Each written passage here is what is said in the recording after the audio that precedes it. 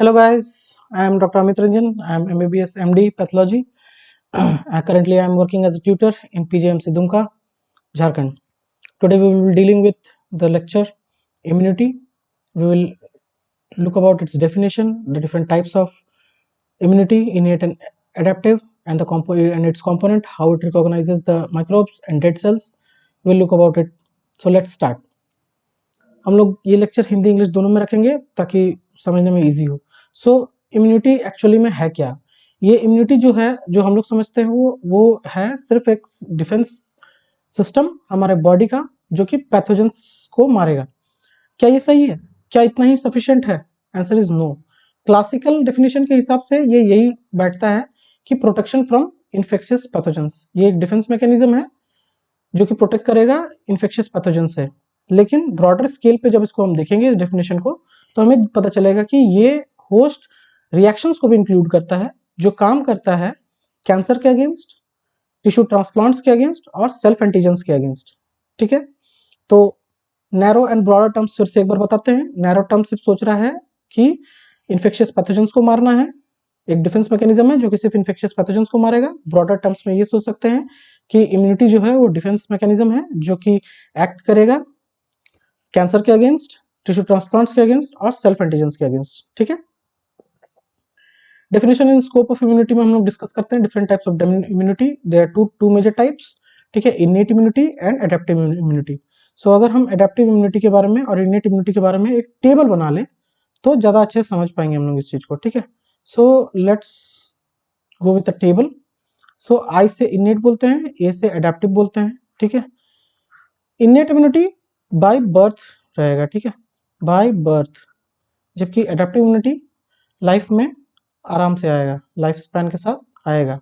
ठीक है, ये जो है इनेट इम्यूनिटी ये नॉन स्पेसिफिक है, मतलब कि ये सारे पैथोजेंस को इक्वली ट्रीट करेगा, जबकि एडेप्टिव इम्यूनिटी जो है वो स्पेसिफिक है, स्पेसिफिक एंटीजेंस के against specific antibodies, specific reactions create करके हमारे बॉडी को डिफेंस प्रोड्यूस करेगा। क्योंकि ये नॉन स्पेसिफिक है, ये उतना एफिशिएंट नहीं है, एफिशिएंसी लो है, लो, जबकि इसका एफिशिएंसी हाई है। ठीक है, इनेट इम्यूनिटी को रिस्पॉन्स करने में टाइम नहीं लगता, नो लैग, लैग नहीं होता है, जबकि इसमें एक लैग पीरियड होता है। ठीक है, अदर टाइप्स क्या क्या नाम होते हैं इनेट इम्यूनिटी के? तो होता है सॉरी नेचुरल इम्यूनिटी, या फिर नेटिव इम्यूनिटी भी बोलते हैं। इसको बोलते हैं एक्वायर्ड इम्यूनिटी या फिर स्पेसिफिक इम्यूनिटी। ठीक है, कंपोनेंट्स आगे जाके हम इसके कंपोनेंट्स को पढ़ेंगे, तो दोनों के कंपोनेंट्स। तो इस तरह से आपका एक टेबल बन जाएगा जिसमें आप इनेट इम्यूनिटी और एडेप्टिव इम्यूनिटी को डिफरेंशिएट कर पाओगे। ये शॉर्ट नोट्स में पूछा जाता है। ठीक है, आगे चलते हैं। इनेट इम्यूनिटी जो होता है वो मैंने जैसे कि डिस्कस किया, वो हमेशा प्रेजेंट रहेगा बाय बर्थ और वो इमीडिएटली एक्ट करेगा। अब इनेट इम्यूनिटी काम कैसे करता है, तो इनेट इम्यूनिटी के बारे में हम थोड़ा समझते हैं। मान लीजिए ये पैथोजन है, ये पैथोजन बैक्टीरिया भी हो सकता है, वायरस भी हो सकता है, पैरासाइट्स भी हो सकता है, ये कुछ भी हो। इसके इन इन तीनों में से किसी में भी सिमिलर टाइप के मॉलिक्यूल्स होंगे। ठीक है, ये जो होंगे इनको बोलते हैं pathogen associated molecular patterns, that is पैम्प। Innate immunity क्या सिर्फ पैथोजेंस के अगेंस्ट लड़ता है? नहीं, डैमेज सेल्स के अगेंस्ट भी लड़ता है। डैमेज सेल्स अपने ही बॉडी के डैमेज सेल्स कौन कौन से हो सकते हैं? ट्यूमर वाले सेल्स या फिर वायरस इन्फेक्टेड सेल्स, जो इंटरसेलुलर वायरस घुस के उसको इन्फेक्ट कर दिया, ये एक्सप्रेस करेंगे अपने ऊपर डैम्स। AMP सेम रहेगा, एसोसिएट मॉलिक्यूलर पैटर्न्स, डी से हो जाएगा डैमेज्ड। तो ये हो गया पैथोजन क्या अपने सरफेस पे एक्सप्रेस करेगा, पैम्प, और डैमेज्ड सेल्स अपने ही बॉडी के डैमेज सेल्स क्या एक्सप्रेस करेंगे, डैम्प्स। इनको रीड कैसे करेगा इनेट इम्यूनिटी इसको रीड करेगा with the help of PRR, pattern recognition receptors. आगे पढ़ेंगे कैसे होता है। उससे पहले हम लोग थोड़ा सा कंपोनेंट्स के बारे में देख लेते हैं। ठीक है, तो कंपोनेंट्स में आ जाता है एपिथेलियल बैरियर्स नंबर 1 पे, नंबर 2 पे फैगोसाइट्स, नंबर 3 पे डेंड्राइटिक सेल्स, नंबर 3 पे कॉम्प्लीमेंट सिस्टम और नंबर 5 पे एनके सेल्स। वही चीज हम लोग एडेप्टिव इम्यूनिटी में अगर पढ़ेंगे तो B lymphocytes and T lymphocytes. अगर बी लिम्फोसाइट्स को बोला जाए तो ह्यूमोरल इम्यूनिटी के लिए रिस्पॉन्सिबल होगा, जबकि T lymphocyte cell mediated immunity के लिए रिस्पॉन्सिबल होगा। आगे और पढ़ेंगे हम लोग इसको ब्रीफ में, डिटेल में पढ़ेंगे। एपिथेलियल बैरियर्स, फैगोसाइटिक सेल्स जिसमें आता है न्यूट्रोफिल्स, मोनोसाइट, मैक्रोफेजेस। सो न्यूट्रोफिल्स हो गया, मोनोसाइट्स हो गया, मैक्रोफेज। मोनोसाइट और मैक्रोफेज में डिफरेंस क्या है? मोनोसाइट अगर वेसल के अंदर अगर मोनोसाइट्स रहेंगे तो उनको मोनोसाइट्स बोलेंगे। अगर यही सेल्स मोनोसाइट्स अगर वेसल्स के बाहर आ जाएंगे, ब्लड वेसल्स के बाहर टिश्यू में आ जाएंगे तो उन्हें मैक्रोफेजेस बोलेंगे। उसके बाद डेंड्रेटिक सेल्स। डेंड्रेटिक सेल्स का काम होता है कैप्चर करना एंटीजन को, कोई भी पैथोजन के एंटीजन को कैप्चर करना, उनको प्रेजेंट करना टी सेल्स के सामने। ठीक। Natural killer cells, natural killer sales dead cells को मारते हैं, डेड सेल्स को, डैमेज सेल्स को। डैमेज सेल्स में क्या क्या आते हैं? Virus infected sales and virus infected sales and tumour cells. Okay, damage cells में आते हैं virus infected sales and tumour cells. Plasma proteins, plasma proteins में आ जाते हैं कॉम्प्लीमेंट सिस्टम, इनको डिटेल में आप माइक्रोबायोलॉजी में पढ़ेगा, and some other soluble proteins. इस पे एमसीक्यू होगा सम अदर सॉल्युबल प्रोटीन्स में। ठीक है। एपिथेलियल बैरियर्स, एपिथेलियल बैरियर्स कैसे कौन कौन से हो जाएंगे? सबसे पहले तो स्किन होगा जो कि सबको दिखता है, ये चीज भूल जाते हैं लोग, gastrointestinal tract and respiratory tract, ये भी एपिथेलियल बैरियर्स ही हैं। ये कैसे रोक रहे हैं?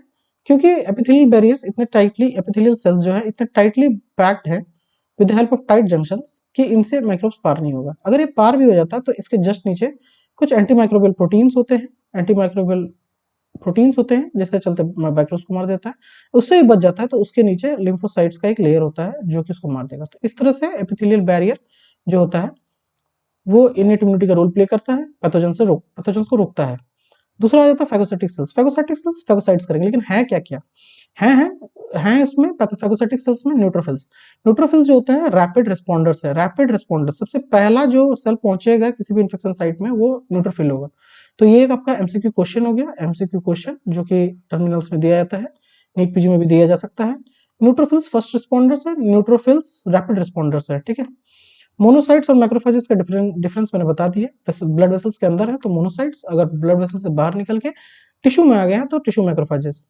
की रोल प्ले करते हैं फैगोसाइटोसिस में। डेंड्राइटिक सेल्स, डेंड्राइटिक सेल्स एक तरह से एंटीजन प्रेजेंटिंग सेल है।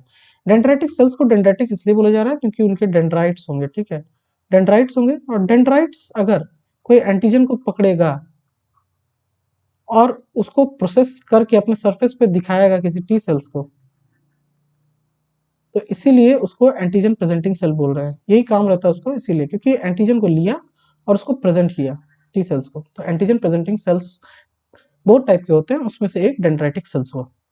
नेचुरल किलर सेल्स मैंने पहले ही बोला, या तो डेड सेल्स या तो डैमेज सेल्स वो मारेगा natural killer NK cells, natural killer sales.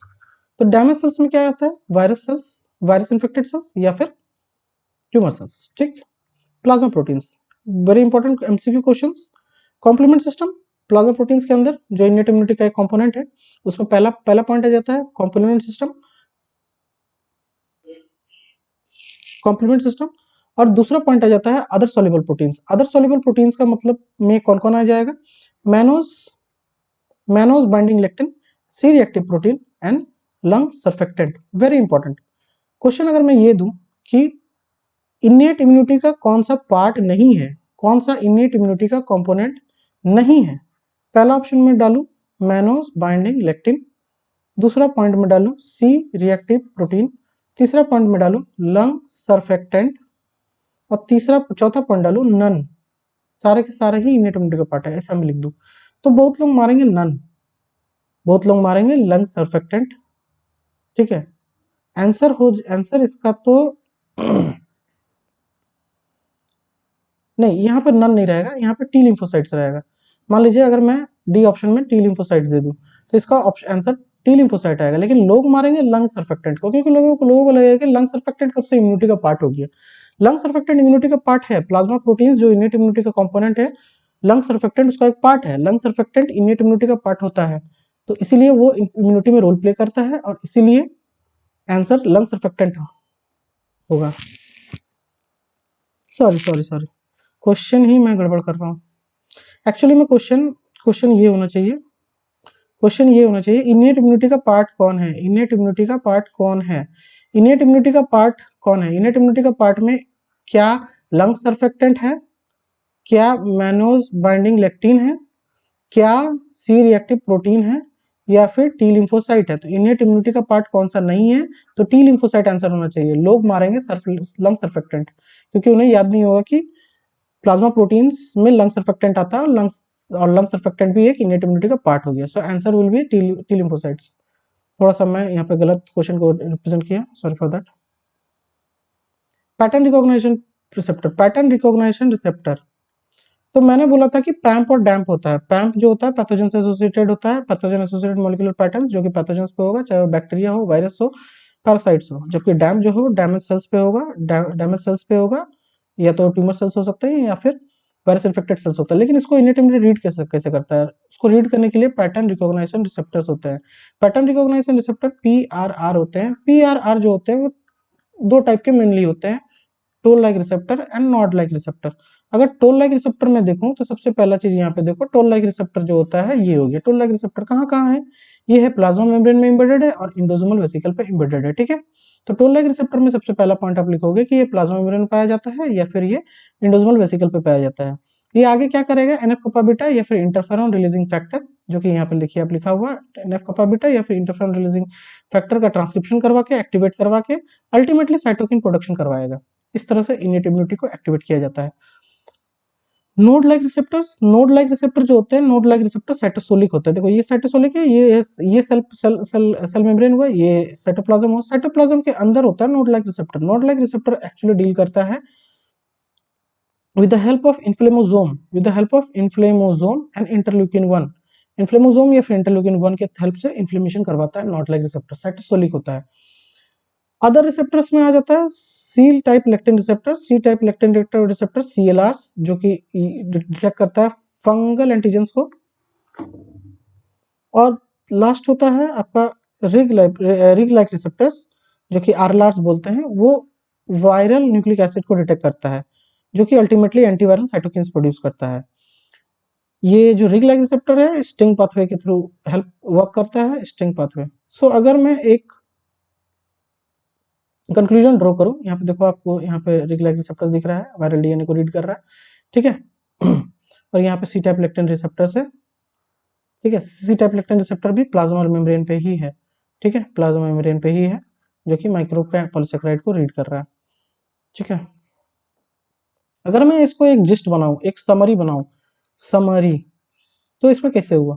सबसे पहले जो पैथोजेंस आए, पैथोजेंस चाहे वो बैक्टीरिया हो, चाहे वो वायरस हो, चाहे वो पैरासाइट हो, सबके ऊपर पैम्प एक्सप्रेस हो रहा है, पैम्प एक्सप्रेस हो रहा है। ये जो पैम्प है इसको रीड करने वाला PRR पैटर्न रिकॉग्निशन रिसेप्टर्स होता है।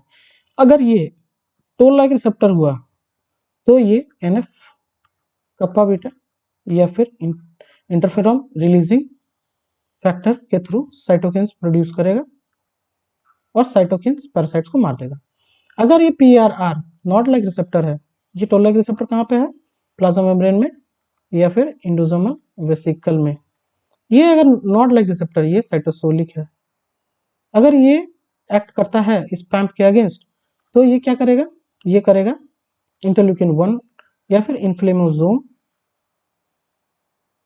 बना के इन्फ्लेमेशन करवाएगा, ये इन्फ्लेमेशन पैथोजेंस को मार देगा। अदर टाइप्स ऑफ PRR क्या होते हैं, अदर टाइप्स ऑफ PRR में C type C mannose lectin binding protein होता है, मेनोज लेक्टिन बाइंडिंग प्रोटीन होता है, या फिर रिग लाइक रिसेप्टर्स होते हैं, ठीक है ना। ये क्या करेगा, ये फंगस के अगेंस्ट एंटी फंगल साइटोकिन्स बनाएगा। जबकि रिग लाइक रिसेप्टर्स जो होते हैं वो स्ट्रिंग पाथवे के थ्रू हेल्प काम करते हैं और ये जनरेट करते हैं वायरस के अगेंस्ट एंटीवायरल साइटोकिन्स, ठीक है, अब हम लोग यहाँ पे समझते हैं कि क्या हो रहा है।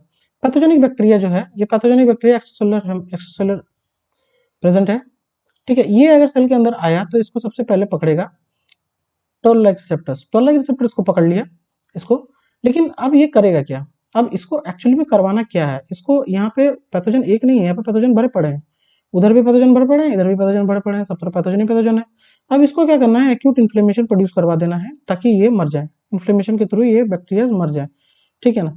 तो अब मैं इन्फ्लेमेशन प्रोड्यूस कराने के लिए टोल लाइक रिसेप्टर को चाहिए क्या, टोल लाइक रिसेप्टर को चाहिए इंटरल्यूकिन 1 बीटा। तो ठीक है, तो टोल लाइक रिसेप्टर इस बैक्टीरिया को पकड़ा और फिर बोला कि मेरे को इंटरल्यूकिन 1 बीटा चाहिए, तो ये चला गया किसके पास, न्यूक्लियस के पास। बोला भाई तेरे पास इंटरल्यूकिन 1 बीटा है, बोला देख भाई इंटरल्यूकिन 1 बीटा जो है ना वो मेरे पास एक्टिवेटेड फॉर्म में नहीं है, इनएक्टिव वाला है, दे दे। बोलता दे दे, तो वो इनएक्टिव वाला प्रो इंटरल्यूकिन 1 बीटा न्यूक्लियस बना लेता है। कैसे, interleukin 1 beta, pro interleukin 1 beta का जीन को एक्टिवेट करके प्रो इंटरल्यूकिन 1 बीटा बना लिया। लेकिन अब टोल लाइक रिसेप्टर पूछता है भाई ये तो तुम बना तो दिया, लेकिन अब ये बाहर तो जाएगा नहीं, ये तो एक्टिवेटेड है नहीं, प्रो इंटरल्यूकिन 1 बीटा है, इंटरल्यूकिन 1 बीटा तो है नहीं, प्रो वाला हटाना है मेरे को, ये प्रो वर्ड हटाना है। तो सोचता है कैसे करेंगे, तो इसको पता चलता है कि कैस्पेज 1 इसको एक्टिवेट कर सकता है।